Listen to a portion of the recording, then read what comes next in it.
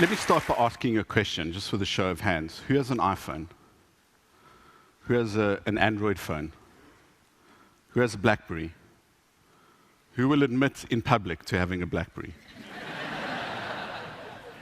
And let me guess, how many of you, when you arrived here, like me, went and bought a pay-as-you-go SIM card? Yeah? I bet you didn't even know you're using African technology. Pay-as-you-go was a technology or an idea pioneered in Africa by a company called Vodacom a good 15 years ago. And now, like franchising, pay-as-you-go is one of the most dominant forces of economic activity in the world. So I'm going to talk about innovation in Africa, which I think is the purest form, innovation out of necessity. But first, I'm going to ask you some other questions, but you don't have to put your hands up. These are rhetorical.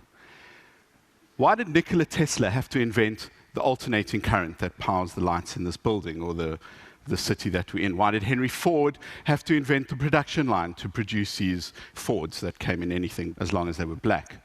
And why did Eric Merrifield have to invent the dollars? Blank stares. That is what a dollars looks like. And in the background, you can see Robben Island. This is a small dollars, and Eric Merrifield is the most famous inventor you've never heard of. In 1963, a storm ripped up the harbor in a small South African town called East London. And while he was watching his kids playing with toys made from oxen bones called doluses, he had the idea for this. It's a bit like a huge jumping jack, and they have used this in every harbor in the world as a breakwater. The global shipping economy would not be possible without African technology like this. So, whenever you talk about Africa, you have to put up this picture of the world from space, and people go, look, it's the dark continent. Actually, it isn't. What it is a map of innovation. And it's really easy to see where innovation's going on. All the places with lots of electricity, it isn't.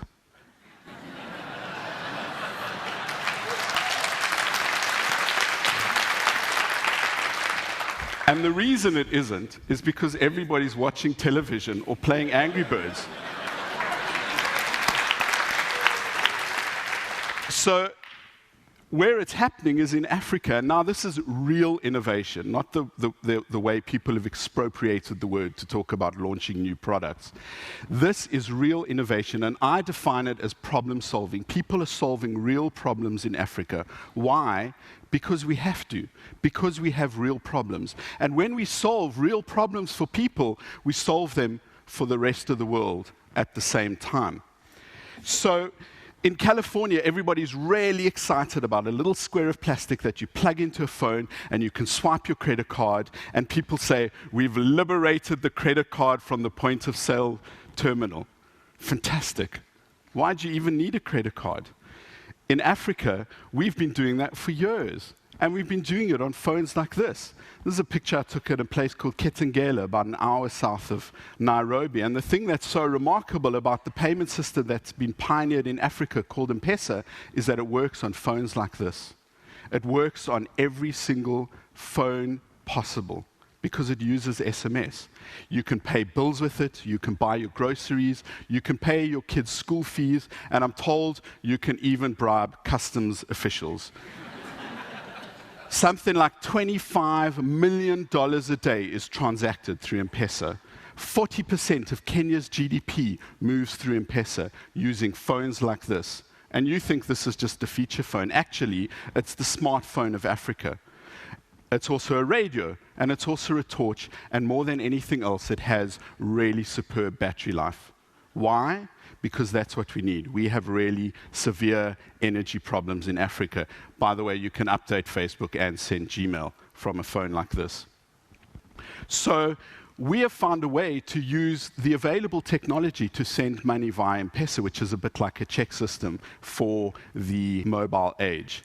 I come from Johannesburg, which is a mining town. It's built on gold. There's a picture I Instagrammed earlier.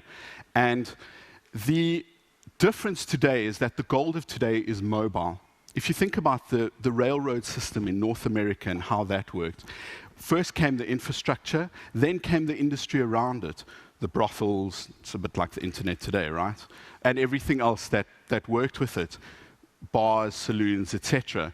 The gold of today is mobile, and mobile is the enabler that makes all of this possible. So what are some of the things that you can do with it? Well, this is by a guy called Bright Simons from Ghana, and what you do is you take medication, something that some people might spend their entire month's salary, and you scratch off the code and you send that to an SMS number, and it tells you if that is legitimate or if it's expired. Really simple, really effective, really life-saving. In Kenya, there's a service called iCow, which just sends you really important information about how to look after your dairy.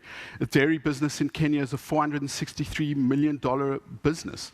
And the difference between a subsistence farmer and an abundance farmer is only a couple of liters of milk a day. And if you can do that, you can rise out of poverty. Really simple, using a basic phone.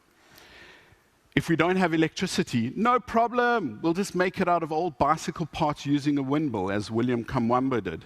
There's another great African that you've heard that's busy disrupting the automobile industry in the world. He's also finding a way to reinvent solar power in the electricity industry in North America. And if he's lucky, he'll get us to Mars, hopefully in my lifetime. He comes from Pretoria, the capital of Johannesburg, about 50 kilometers from where I live. So back to Joburg, which is sometimes called Egoli, which means city of gold. And not only is mobile the gold of today, I don't believe that the gold is under the ground. I believe we are the gold. Like you've heard the other economists say, we are at the point where China was when its boom years began, and that's where we're going. So you hear the West talk about innovation at the edge. Well, of course it's happening at the edge, because in the middle everybody's updating Facebook. Or worse still, they're trying to understand Facebook's privacy settings. This is not that catchy catchphrase. This is innovation over the edge. So people like to call Africa a mobile-first continent, but actually it's mobile only. So while everybody else is doing all of those things, we're saving the world's problems. So there's only one thing left to say.